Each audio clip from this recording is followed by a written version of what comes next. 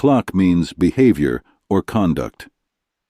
To have good akhlaq is very important, but at the same time it is very difficult. Prophet Muhammad, peace be upon him, has explained, "I have been sent to complete the nobility of your character." This means that out of all the tasks which Allah sent the Prophet, peace be upon him, to us for, one of the most important was to teach us perfect akhlaq. To gain the best akhlaq can be compared to climbing out of a deep, dark cave.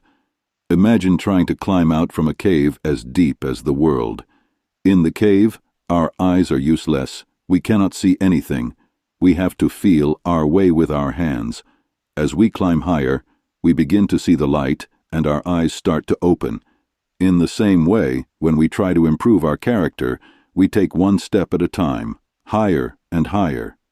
The higher we get, the closer we get to the light of Allah, and the better our akhlaq becomes. Once we get out of the cave, we are surrounded by light and we can see for miles and miles. We can see the sky and the sun. When we reach the top of our character, our soul is surrounded by Allah's light, and it can see through all the darkness that the world tries to attract us with. It can see the path towards Allah. It is hard work to reach that stage, but it is one of the tests in life, and the only way that we will become true followers of the Prophet, peace be upon him. In Surah Al-Nur, ayat 35 and 36, Allah explains, "I am the light of heaven and earth, and I shall guide those whom I wish." This light is found in those houses where Allah's praise is offered day and night.